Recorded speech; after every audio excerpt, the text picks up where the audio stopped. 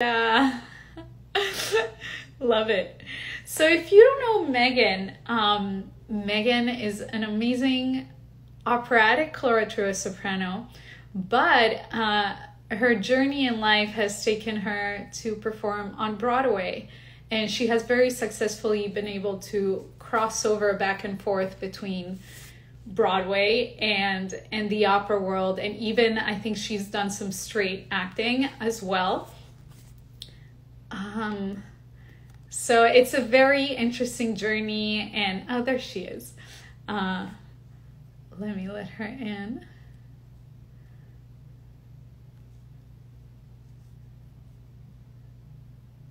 There she is. Okay.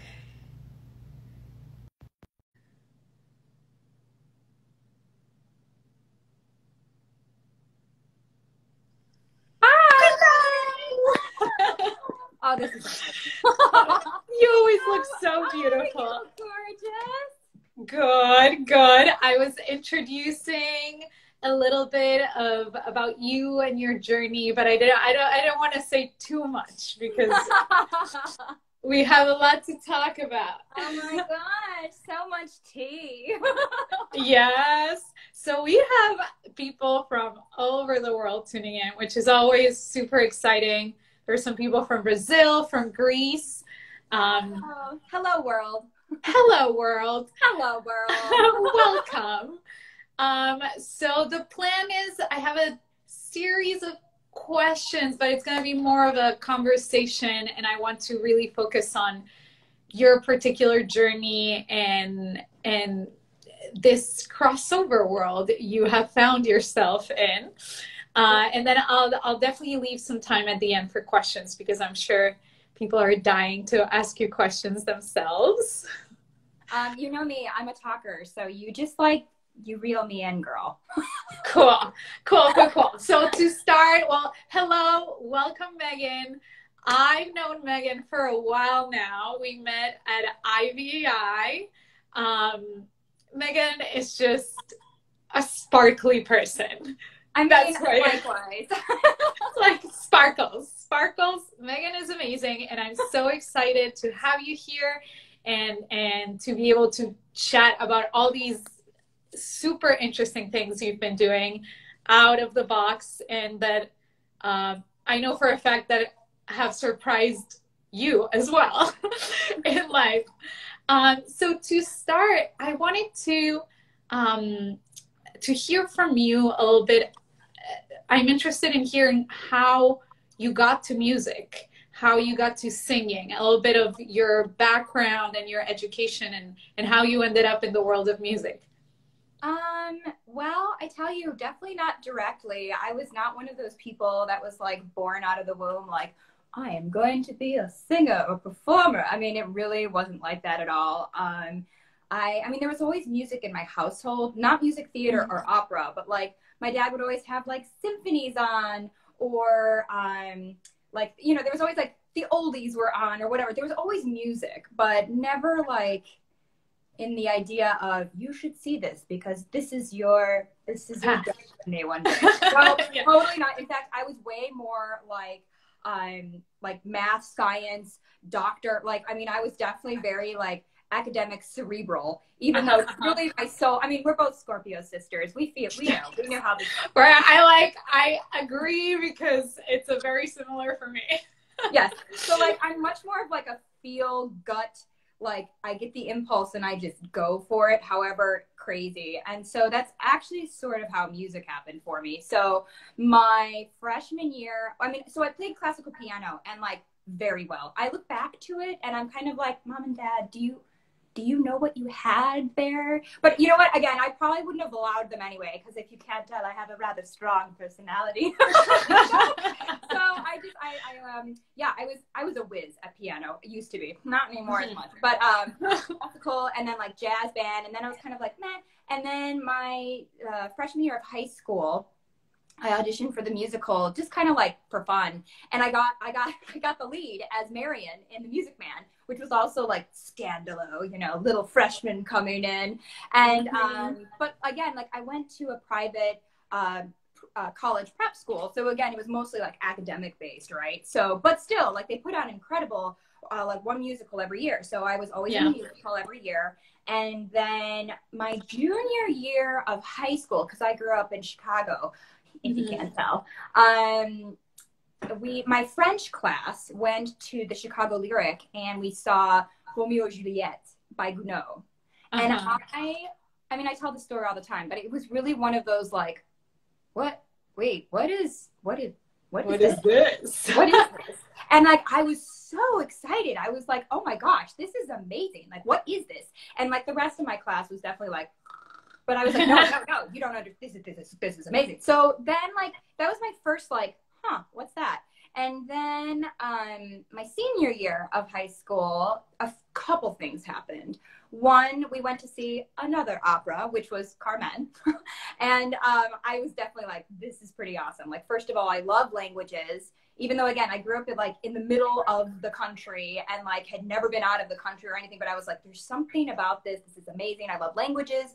I love how Olympic the singing is. Like, what's happening? And so I saw that. That kind of confirmed I really love classical singing as well. And then also I was cast in our all-state theater when that's where all of Illinois comes to audition. And I was cast as Mabel in The Pirates of Penzance.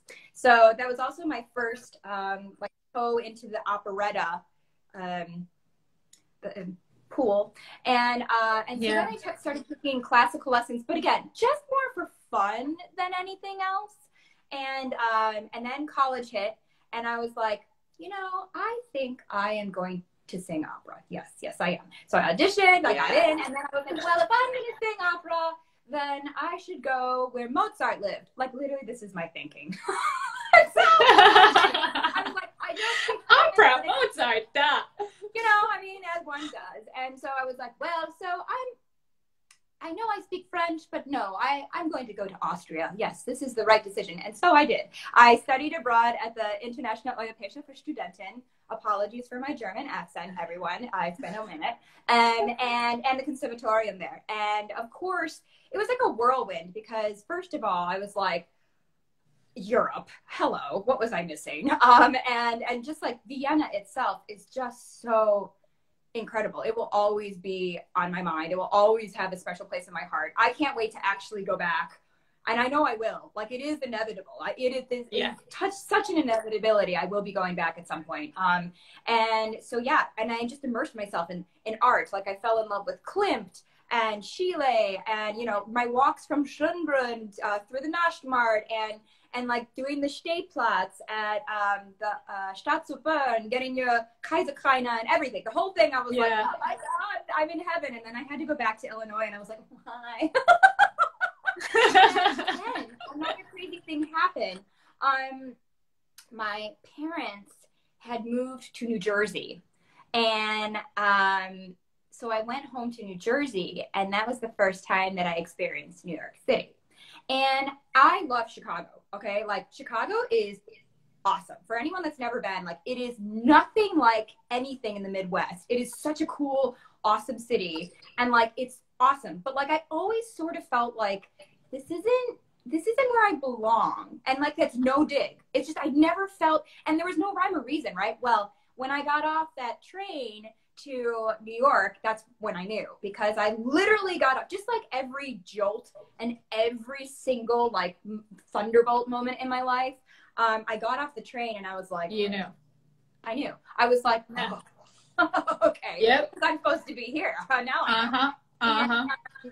So I was it obviously just like, okay, so here I am, this like fresh, bold, whatever girl from Illinois, and I didn't have any connections to anyone in New York at that time. So I literally went on Metropolitan Opera, Juilliard, and Manhattan School's websites, and I was like, hello, my name is Meghan Picerno. I just got a list of coaches and teachers, and I had no idea. And again, I didn't know. It's not like, you know, like some people, it's so funny. Like, I ended up going to Manhattan School of Music. Like, some of my conservatory mates, if you want to call them that, like, they knew all the people and the teachers and the names. And I was like, I have no idea who anyone is. Because, again, I'm, like, science, math-based, like, was a sorority girl. I mean, like, we're talking not your average, like, conservatory music person. So I had no clue what I was doing.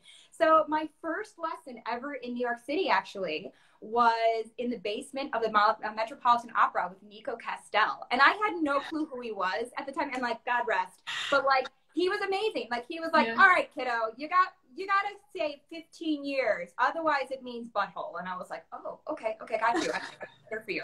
And so he became rather pivotal in kind of the beginnings of shaping my actual like idea of what it might be like to be an opera singer. Yeah. And then my second coaching was with Mariana Barrett, who I also love, German diction extraordinaire at the Met, Juilliard, Manhattan School of Music. And I had my lesson at Juilliard, but then I had another one with her in Manhattan School of Music. And I was like, yes, this is where I will go to school. Yes. Again, I'm just like, yes. Study in Vienna.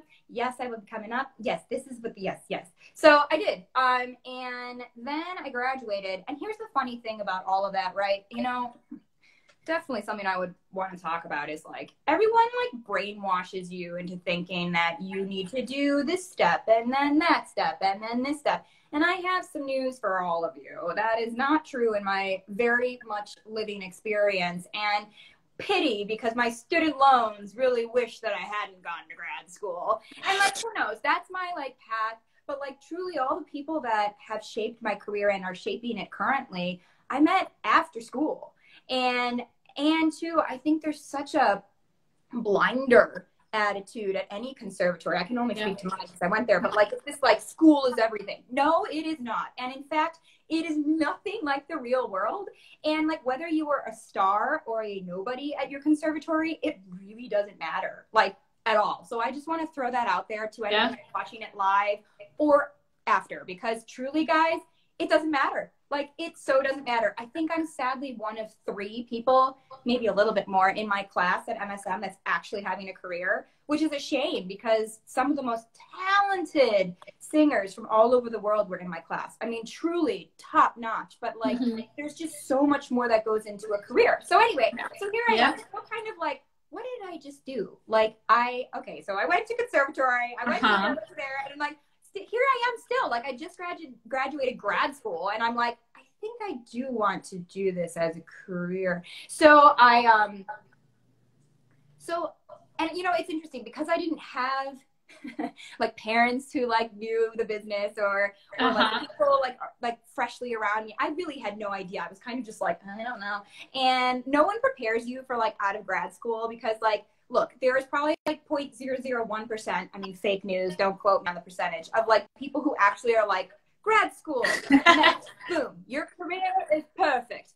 And even those people, you might never hear of them again after a month. They might be flavor of the month at the Metropolitan Opera Competition or Operalia or whatever, and then you'll never hear them. So you just never know. So, well, my path was not that. And so, but I did have some success. Like, I sang in Europe. I was going to go to Operalia, where I met like so many awesome people. This was in London is when we went.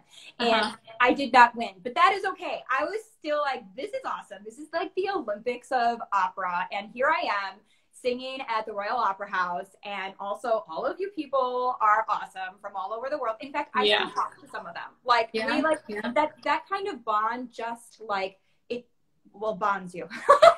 Yeah, and that it's interesting that you bring that up too, because I think when people are in school too, they think like, oh, these competitions like this, like everyone wants to like kill each other, and it's not like that at all. Like, you're all going through it together. It doesn't matter who wins. I mean, yeah, of course it's ideal to win, but you're still there for a week, right? And like experiencing all of that and singing it on that stage. I mean, it really is like the Olympics. Like, you're literally like, I'm one of 2 Americans here, or 3, or whatever it is. Or maybe it was more, I don't know. But like, there's such a teeny tiny little amount of people. And here you all are, like, doing your thing. And like, yeah, we were actually really supportive. And like, okay, so you didn't get like passed on to the finals. Who cares? You made it, baby. Like, you got to it. You're so, like, here, yeah. Such a tiny group of people that it's already prestigious. And I have to say, though, you know, it's fascinating now that, I mean, particularly the last 3 years of my life have been a whirlwind. And like, I've been on stage, well, up until COVID, almost every single day for the last 3 years, which is already also, well, as an opera singer, impossible. But as a music theater person, obviously, as a Broadway person, you're like, oh yeah, of course. But like, it's a lot. So I feel like I've crammed in like 8 years of work into 3.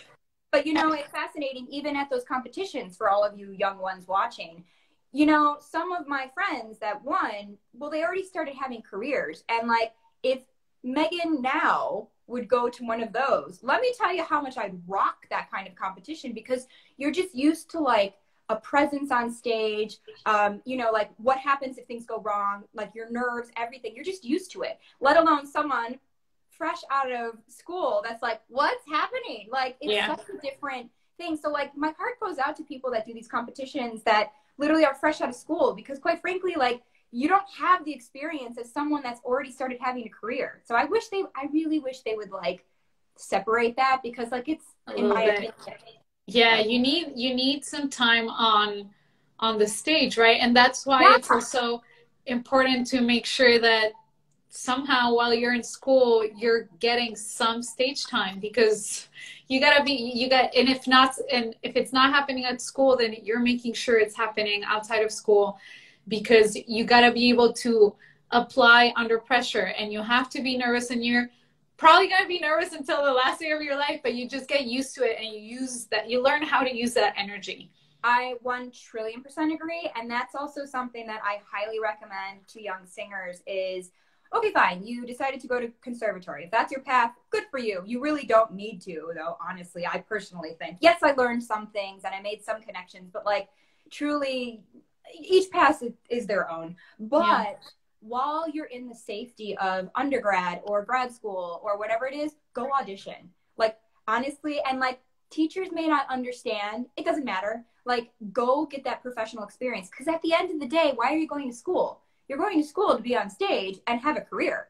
So, and don't worry, guys. Like, I had like 4 different jobs and like crazy. And like, I literally would do things like, I would go in there with like my music degree, and they would like interview me, and like, they almost didn't know what to do with me when and like, but like, don't worry. Like, if you got a Bachelor of Music, believe me, like, we're all charismatic peeps, and like the normal folk, like, they're just like, yeah. The muggles, yes.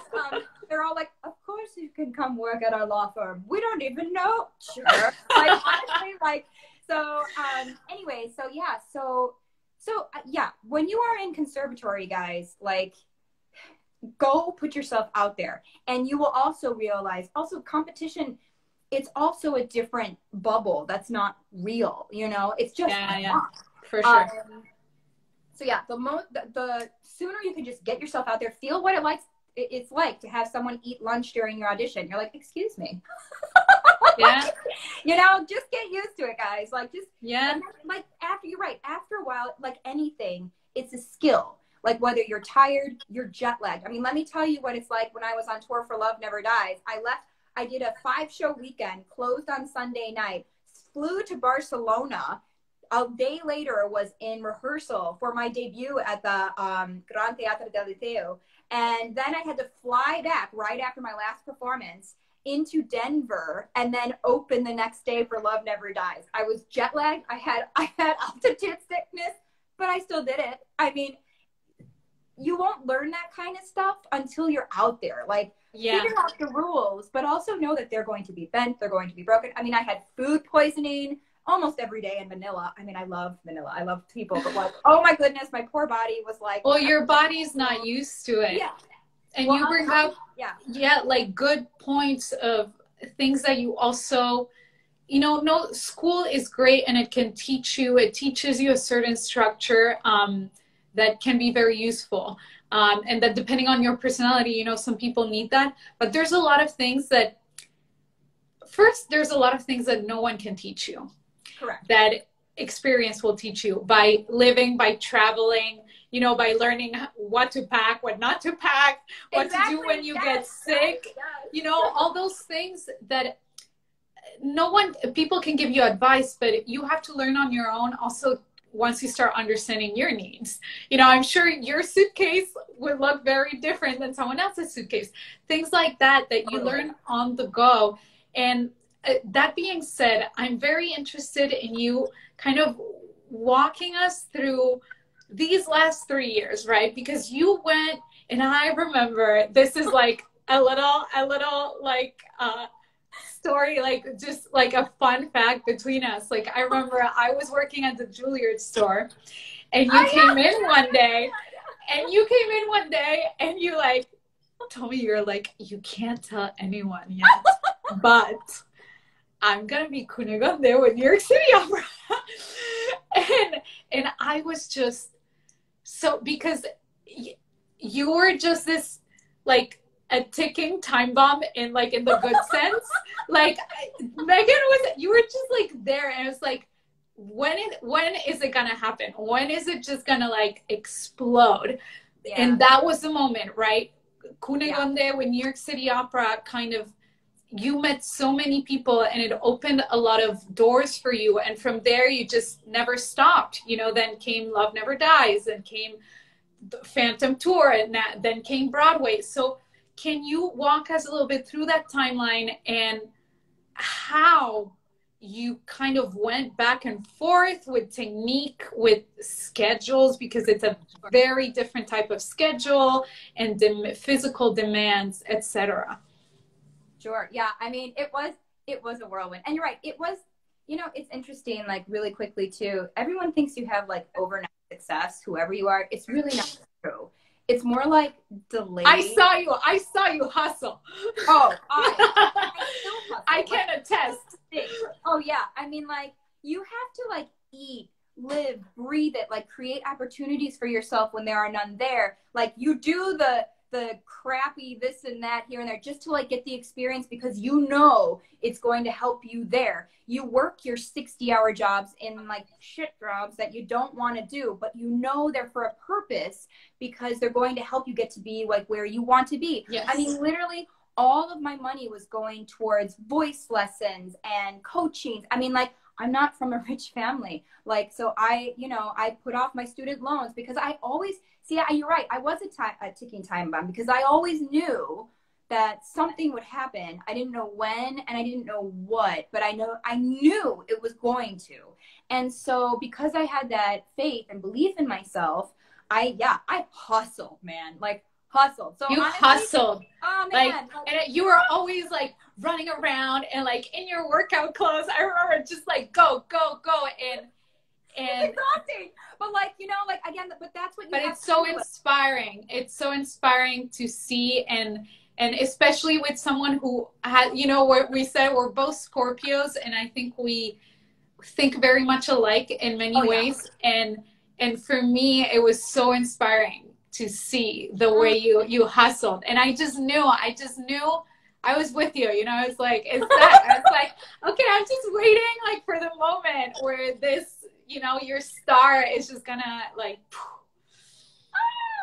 Oh my gosh, I love you. I know it is true that we're very similar spirits. Like we're doers. You know what I mean? Like we will, like out of sheer will and determination. I mean, I remember studying music at like 1 in the morning after coming home from like being an assistant. Oh yeah, I was Renee Fleming's assistant during school, which was awesome because I actually learned a lot about the business side of everything. Yeah. And she was very gracious about like, you know, I really watched, and a lot of the stuff I used to do for her then, I do for me now, and I can't wait to have my own assistant. But truly, like, but you're right. I mean, I hustled, and like it was hard sometimes, and it was like depressing sometimes, and then it was like, is this really going to happen? And I was like, yes, it is. Yes, it is.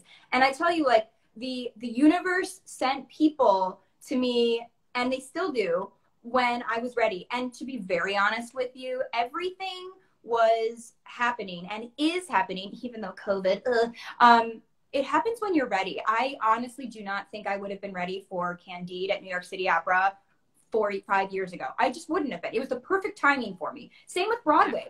I mean, this is why also, just real quick, I absolutely vehemently despise when people are like, if you're not doing this by age blah, then blah. Well, you know what? Like, some of us are discovering things. I know this. That's why I hate like age limits on things, especially like for women. And it's like hashtag 28 forever, guys. It's no one's business how any old, like your journey is your journey. And like I had some life to live, some things to figure out. So no, I'm not 22 making my Broadway debut, but also my experiences. You certainly look 22. You can come everywhere with me.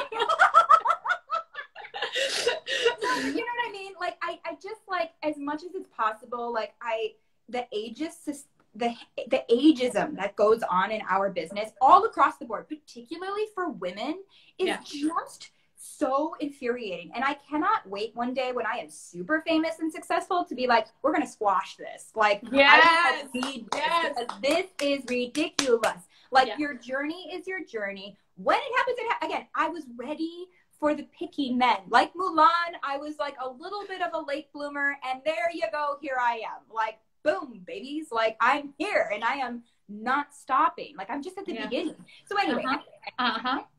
Anyway. No, I love it. I love it, girl. It's like good energy. Like, oh God, like I get so mad, so mad. Anyway, so yeah.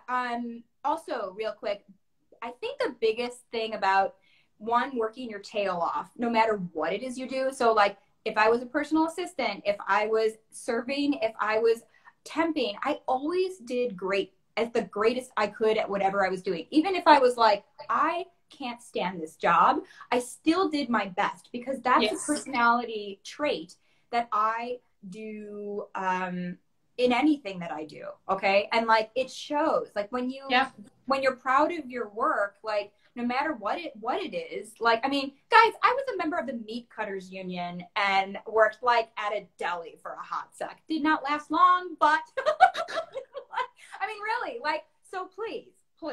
Anyway, so and also, and you can learn from everything with that attitude. Also, you learn from everything, and as a performer, as an actor, you don't know what types of roles you'll have to play. So I can bet you that knowing how to cut meat properly will help you. You never know. You never know. But also, too, you know what it is? I think that also made me have an appreciation for literally every single person, no matter what your role is in the crew, the company, this and that. Because, like, I know what it's like to work a job where I'm like customer service and people are just rude to me because I am like their servant. And I'm like, excuse you, I speak 3 languages, have a master's, and like I'm pretty badass. Like, just because I'm giving you your food and there's no pepper on the table because we ran out, I'm so sorry that you have to get on your high horse and treat me like a little like peon. So I feel like, because I understand that too, like I really I value everybody. I really do. Like and I also respect hard work, and I also get really annoyed if I don't see it, because it's like, I know what I'm doing, I know what I would do, and that this and that, you know what I mean? So it's all, and also like, I think it also translates into fans. Like, all of you who are watching us and you are part of it. As in, we would not have the show without our audience members. So yes, if you're going to stop me on the street, of course I'm going to talk to you. I mean, like, you know, I mean, like, if it starts getting creepy, it's one thing. But, like, but you know what I mean? Like, yes, like, my goodness, like, you spent your hard-earned cash to come see this show that I'm in. Like, I appreciate you. And like, thank you for sharing this human experience with us, and like your excitement for our show and my performance maybe or whatever. So, but all of that, I think, has to do with all of like the crap jobs that I had to do. And some of them weren't even that bad, honestly. So anyway, okay, getting back to the point. Oh girl, I can't wait to like hang out with you. I know. Anyway, so yeah, I think also being super open-minded, right? Because there are, dare I say, some people who are like, I'm only going to sing opera. Well, you're missing out, let me tell you. Yeah. You really are, because like, people keep telling me like, oh, are you only going to do this and only do that? I'm like, I don't know. Like, here's the deal. Like, Broadway and music theater and singing in my native language of English in the form of music theater speaks to my soul one way. Me singing opera in Italian or German or French speaks to my soul in a different way. And I like to take projects that stir my soul. I mean, I had to take a lot of projects that I just took, right? But you come to a point where like, you can start saying no to things, which is a luxury, and you have to. It's actually kind of tough. COVID's weird, so we're not going to talk about that. But like, no, talking. You know, and I mean, I don't even know anymore. But like, But, you know, I mean, of course, I don't know what my exact journey is. So I think also being open-minded is part of the reason I had this colossal whirlwind to kind of catch me up somewhere into this new side of my career that, to be very honest with you, I didn't expect or envision. Like, if you would have told me 3 years ago, you're going to be in pointe shoes dancing on the majestic stage, I would be like, like, I mean, look, I love the guys. You know, like, I mean, but I love it, you know, like, I love things that challenge me and, like, put me totally out of my comfort zone, which, like, there's been a lot of those throughout, like, these last 3 years. And exactly, I do not want to be in a box. And what's really cool is I think that Candide was the perfect symbolic not boxed box for me, because is it an opera? Is it an operetta? Is it music theater? Like, what is it? It's everything, right? Depending on, like, who does it and what's the makeup of the cast and everything, it can change. So what was really cool was, for me, it was more on the Broadway side of things, because it was Hal Prince's revival. The team was very Broadway packed. Well, it was the original team that created Candide. And then, of course, Michael Capasso. I mean, like, I adore the man, like, and New York City Opera. I mean, so Hal Prince, Pat Birch, I mean, these people fully changed my life. Like, absolutely 1,000,000,000% changed my life. And so I'm trying to think, do you want my, like, audition story with it, or do you want me to keep going? Yes, I would love the love audition stories. Okay. And and then I think what people want to know a lot of times is, you know, the details on crossing over, you know, and, like, especially because a Broadway schedule is very different than an opera run schedule. How do you adapt your body, your technique to that, your mind? I think those are very, you know, personal things too that I would love to hear from you. Well, maybe should I touch on that, and then you can remind me, and can go back to the audition story. Okay. I tell it a trillion times, so, like, you can see me say it, like, on every interview. But sure. So indeed, like, they are different creatures. They really are. They're beautiful creatures, but in their own way. I mean, yes, let's take schedule. What a difference. Mic or no mic. I think there is such an incorrect assumption about singing with a microphone. I know I did. Coming from the opera world, I was like, oh, a microphone? Great. I don't need a microphone. No. I sing full out every single day. They literally just go, oh, Meghan's an opera singer. Down. Literally, that's what they do. So, like, actually, whatever you're hearing in any show I'm in, they, like, sorry, my zipper keeps coming undone. I think it's just excited.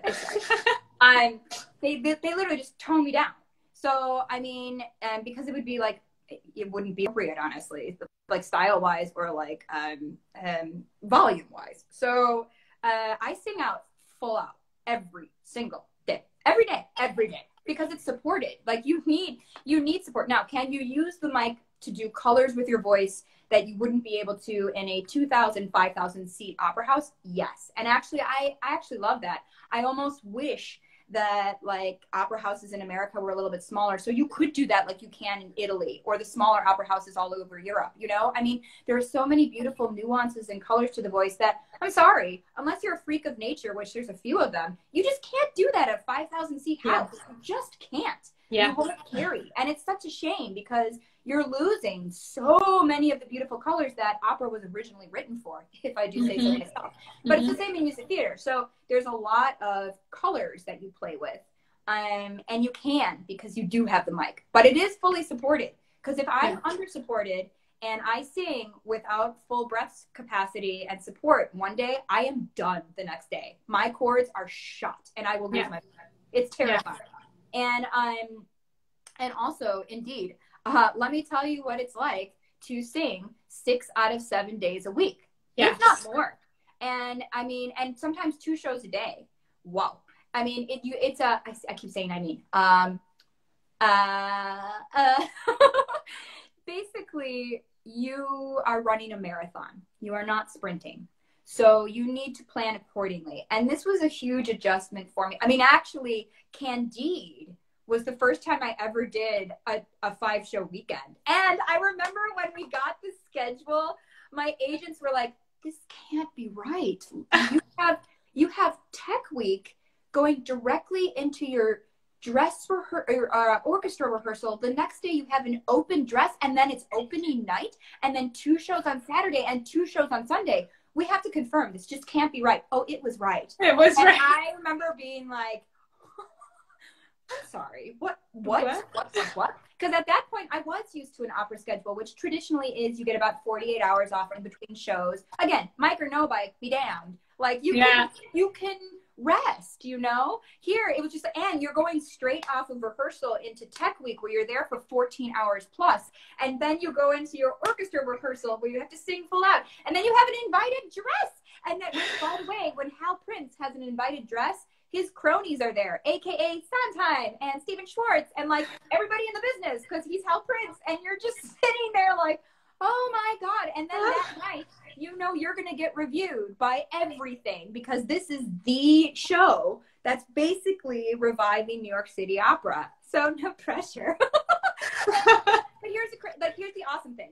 So I learned a lot from my co-stars, who are these incredible, gigantic Broadway stars. You know, Jay Armstrong Johnson, Chip Zien, Greg Edelman, Linda Lavin. I just learned so much. And I remember they were like, don't worry, kiddo, you got this. In between shows, you don't talk, don't say anything, you stay in your room. And I was like, okay, yes.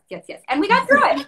And yeah, superhero. I see someone said superhero. Truly, my respect for music theater, anyone in music theater is so high, because I also, I really saw that also on tour. You know, there's a can-do attitude in general that I personally feel is much more present in the music theater world than in the opera world. Yeah. And part of it is how we're coddled, I think, if that's a word, in the opera world. You know, like, oh no, I will not move here and sing. I remember I sang with San Francisco Symphony, which was also amazing, because Michael Tilson Thomas was the protege of Bernstein. I have to say, Candide and Bernstein, Candide, and Andrew Lloyd Webber, like, that changed my life. You know, how New York City Opera, like, these are like quintessential things that changed my life. So it was really cool to work for Michael Tilson Thomas, because he knew Bernstein, and studied with him, and so like getting his perspective then on Candide, after I also had it from Hal Prince himself.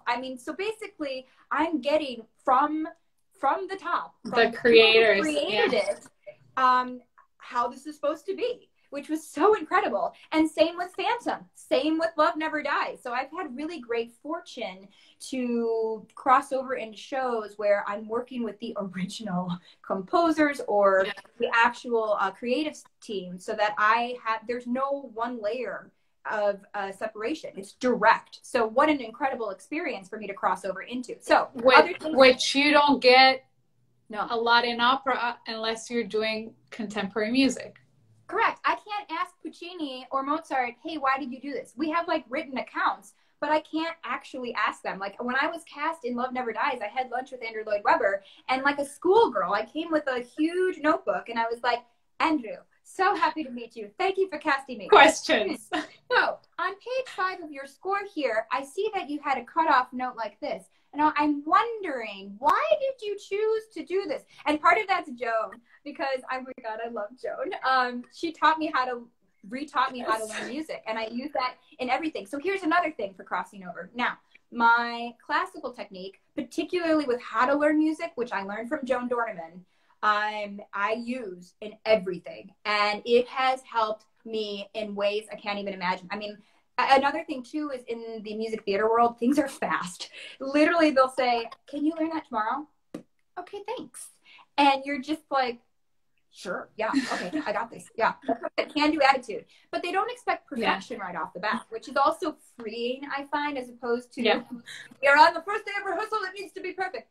Such a shame, because now that I've lived in both worlds, I actually prefer the other way, which is where you can organically grow as a cast, whether you have a week or a month or 2 months, because that is something, right? It's tough. Opera, it tends to go up really quickly, the production. But indeed, like, you can grow and organically find this art together, as opposed to, I've been studying this for 2 years and this is the way that I do it and I've been taught. such a shame, because when you do come not perfect, you can really make music, you know? So I actually prefer that more. I also prefer that in the music theater world, you can do things. You can actually do a lot more than you think. I promise. And I take that into, you know, back into the opera world, and I will, right now I'm on like the Broadway train, and I would love to do another Broadway show too. It's going to happen. I have no idea what, like truly, no clue, but sure. But it's going to happen. I would love to cross back over into opera. I'm not, again, no clue what, I don't know, but I've learned so many skills in the music theater world that I know would benefit me. Also acting. I mean, first and foremost, the lyric is the most important thing in Broadway, right? I mean, in opera, the voice is most important. So, of course, there are some times when I'll sing and I'll be like, oh my God, this passage of music is just gorgeous. You know, I mean, there's a beautiful passage in the rooftop scene in Phantom, and it's pure bliss, pure, utter bliss. And the first time I sang it, everyone was like, oh, that's so beautiful. Now, it still needs to be beautiful, but you really need to make sure the words are first. And you're like, but okay, you're like, so it's beauty. You know, but the beauty of my voice, like, you know, and you still get to marry the two, right? I mean, I also think that being an opera singer has given me the incredible opportunity to have a better understanding of my vocal instrument and access to colors that I would not have if I didn't have that training, which is really exciting. And I also do get quite that feedback from the music directors I work with in music theater, because they're like, wow, this voice. But it's because I had such incredible training from the opera world that I have that. Also, support. This is something that translates back and forth. Let me tell you, there is no way that over these past 3 years, I would be able to literally go without my training in opera. And that's Diana Silviero. She's my Mama Lion, and she's my opera teacher. And again, so I have now 2 teams of people. I have Broadway, my excellent Broadway team, and my opera team, you know, and like, depending on like what you're training for, like anything, it will shift, right? So like right now I'm living more in the Broadway world, which means that the way that I warm up, the way that I sing is a little different than opera, because indeed you do have the mic, you're singing every day, you're singing in English, you're singing this style. I mean, Andrew Lloyd Webber, oh my gosh, seriously, this what's happening? I don't know, I'm excited. So I mean, Andrew Lloyd Webber, I mean, Christine is actually pretty low, quite frankly. So I'm using a lot more of my middle and low voice, which I'm a coloratura. My favorite too is there's always, here's part of the business. There's always like a couple trolls that are like, well, Megan's clearly a mezzo. I don't know why she's singing Christine. And I'm like, listen. Thank you for the compliment. Means I have a good middle voice. Exactly. Thank you for the fact that you're picking up that I have a velvety, chocolatey tone. But actually, indeed, I am a coloratura. Sorry to bust your bubble. And fans, we are aware of what you say of us. I mean, you just kind of have to let it like roll off your back. And like, luckily, most people I think like me. And if you don't, okay, sorry. I mean, I guess when you start getting more fame, not everyone likes you, and that's weird. Like, you're so used to everyone loving you, and then all of a sudden there's like one person that's like, and you're like, oh, okay, wow, what did I do to you? And then you're like, oh, I guess I'm starting to make it.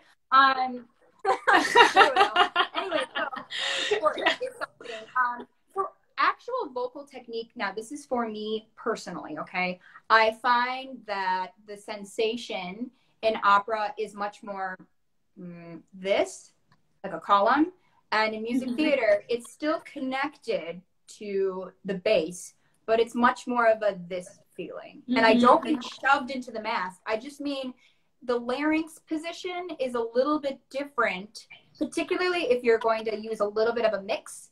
I don't full on belt ever, but like a mix, at least not yet. Who knows? But here's a fun fact too. So my teacher for music theater, Matt Farnsworth, who is a god, who studies with Bill Schumann, by the way, an opera teacher. So amazing.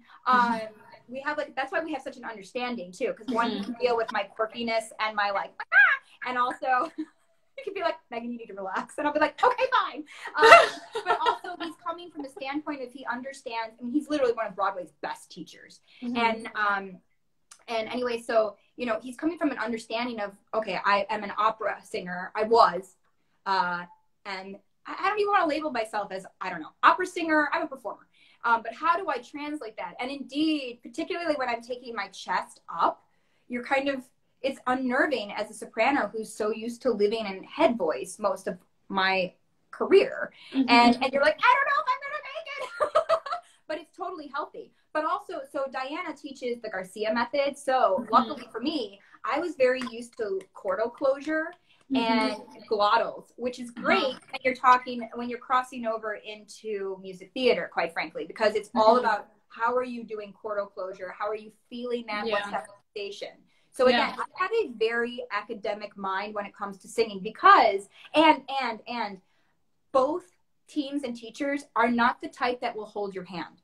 They're not going to be like, you're not ready for this, darling. Sorry, no. I know teachers like this, and I want to be like, both amazing teams of mine are like, here are the tools. Also, bless up all of you because I have 1,000 questions always, which is great because a student should have 1,000 questions and you should feel comfortable to go into your lesson and say, I want to do this 12 times and really figure out what this is.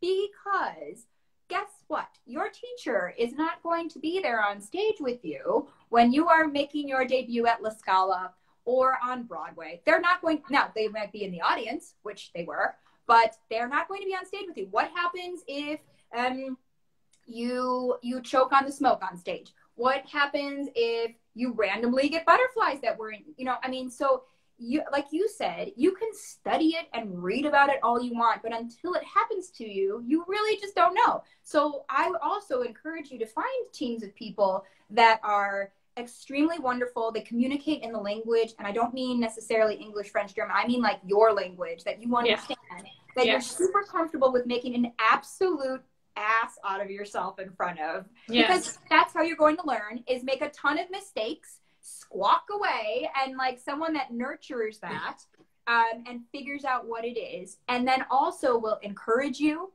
and will also keep you grounded, because as you start to have a rocket launch of a career, if that's your path, which mine is, you know, yes, your ego can be like, well, I'm someone now. No. You need to make sure, I mean, have confidence, of course. Own it. That's amazing. I mean, I think that's the thing too. Like, there's nothing wrong with saying, I'm awesome. Like, I am having an awesome career. I worked hard for it. I am talented. And but also know that you have a lot more to learn. So these people around you that encourage you to keep learning, keep refining, you never stop. And then also too, will also call you out. Like, that's not good. You don't want just yes people either. Like, these people also need to be like, well, we're going to get you better, or we're going to make sure that you have a good understanding. So indeed, when you have monkey flu in Singapore, you can figure out how to sing. Right. But it's about creating, which is also something that you have to do for yourself, right? Creating this safe space with people that will push you, but allow you to feel safe and comfortable to make those mistakes, to make those questions, so that you can go to the next level and keep making progress. Don't create a space for you where you don't feel safe, where you feel like you can't make mistakes, because if not, you're never going to be able to apply any of that in real life. Totally correct. And it doesn't matter if it's the most famous teacher in the whole world. I don't care. Like, if it's not working for you, it's not working for you. And that is okay. That is valid. Like, we all have people in mind. I know I do. Like, the faces were like... Truly, it doesn't matter. Like, you have to find, I mean, you are the driver of your ship, guys. You are the captain. Even when you get agents, make sure you find an agency. I mean, like, thank God I can literally call Vanessa and be like, yo, this is what's happening right now. I know that I wouldn't be able to do that with everyone. And you just need to find people that work with your quirks, your needs, that are on the same idea of, you know, for instance, I know that, yes, I don't know exactly what I want, but I know like an umbrella of greatness that I want to achieve. And therefore, I need the people around me to be able to bring it, because I'm bringing it. So you better bring it. And be comfortable enough with me, like, being able to tell you things, you know? So, there's all of that. Also, one big difference, indeed. So, I mean, Christine in Love Never Dies, I played almost 500 times. In as my younger self, in Phantom, I think I'm on like 400, which compared to some in Phantom is nothing, right? Phantom's been along longer than I've been born, which is amazing, by the way. And it's very operatic, if I say so myself. Like the legacy and tradition, like it's very similar. Passing the torch, Christine to Christine, but but that also is such an incredible opportunity because you might play Traviata 400 times in your whole life in the opera world, but I just did it in a year. And let me tell you that is such an incredible acting opportunity because you learn how to keep things fresh, how to continue to evolve in your character, discover new things. I mean, I remember I was on show like 345 of Love Never Dies, and I said something finally in a way that I remember taking a second on stage and being like, oh my gosh, this is why I say this. So it's amazing, you know. So again, the positives of a long run like that are you get to explore and really dive into the nitty gritty, which you might not be able to do if you only have the 2 shows or like, you know, in the fall and then 2 shows in the spring, which is its own pressure, right? Because, all right, so in the music theater world, you have tons of shows. In opera, you might have a couple. So like there's more, it's pressurized a little bit more. But yeah, both. And here's the other thing too. Opera singers, you have to remember, like the golden age of music theater had classically trained singers. And I would love to see more classically trained singers enter into the opera world, or the Broadway world. Because I tell you, there are not a lot of us, but the colors that you can bring, like when Renee Fleming sang in Carousel, it was like, I saw her. Yeah. I mean, literally, everyone, you could feel the whole audience go, oh, because that's how it's supposed to sound. Like, so I would love, and like also acting. Can we please teach acting to opera? Yes. Oh my gosh, guys! Like the reason we get a bad rap is not because, well, maybe for some people, but like, is not because we can't act and like only baritone claw everywhere. No, it's because like we don't have the training. And like I'm on the ground training in like my shows, but I tell you, I'm pretty sure there's a lot more of us that can do that. We're just not taught. And it's so, and like, can you think, this is why I love like Natalie Dessay or Diana Damrau, whether you like their voice or not. I mean, I think they're goddesses, but they're consummate performers. So when you get a coloratura that sings her face off and has an exact subtext of what all of those ahs are, like, wow. Like, and so please teach acting to us because we can do it. And like, it would make opera also, I think, so much more accessible. And much more interesting. I'm convinced that one of the big reasons people might consider opera boring is when the performers are not interesting or when the productions are not interesting.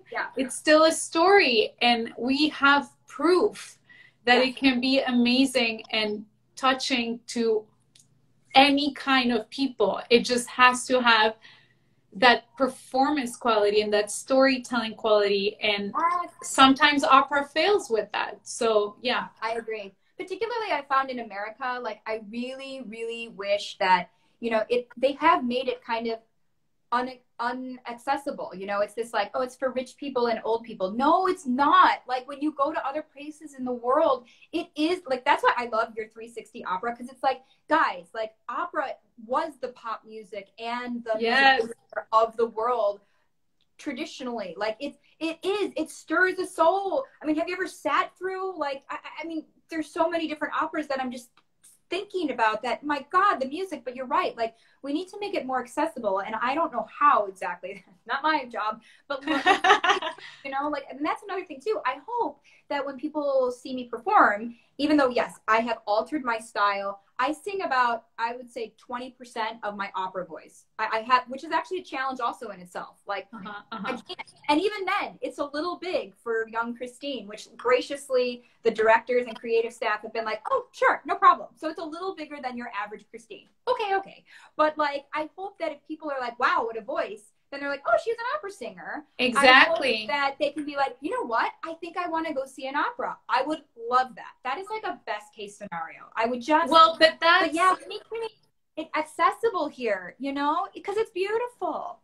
Yeah, but it's exactly what you're saying. Like you, through your work, you are contributing to making opera more accessible, because it's a part of you and you're sharing you with the world. And so that nice suitcase comes with you, you know, that's the kind of like good baggage that comes with you. We have 2 minutes left. I know I could talk to you all day. I want to make sure you let everyone know what's happening this week. I know you have a master class coming up. Guys, speaking of, so crossover, so Classical Singer magazine, I think it's called CS Net now because it's everything. It's amazing. I'm doing a crossover masterclass on this Thursday, 7 p.m. EST, and it's free if you want to audit. And they're covering the cost for that because I love that it's available to everyone. And great. I don't know if we're sold out for singers yet. I'm not sure, but like it's an hour, and we're just gonna go through actually kind of more of like the actual practicality of what it means to cross over with my experience. Amazing. Yeah, so that's Thursday. Come join us. Amazing. Awesome. So I'm gonna save this interview. There's so much good stuff in here. I feel like we could just go for hours. But guys, if you had question, I didn't go crazy with the questions because a lot of them you were just answering as we went. It was a lot of phantom questions. If you had a question that we didn't get to, please comment on the interview. I'm sure Meghan can give you a response. And yeah, you know where to find Meghan. Thank you so much, guys, for tuning in. Thank you, Meghan, for your time and your energy. And you're amazing. You're so inspiring. And I'm so happy that we could kind of, you know, share your path and this ability to move in between two worlds that are much more related than people usually think. Totally. I agree. And I'm so proud of you, by the way. Like 360 Opera, I'm so proud. It's awesome. So I can't wait to hug you when I see you. I know. Okay. So yeah, this is gonna cut us off in a few moments. Before it does. Thank you so much. Lots of love. And yeah, look out for the archived interview, share it. And if you have questions for Meghan, you know where to find her. Bye, guys. Thank you. Mwah, mwah, mwah.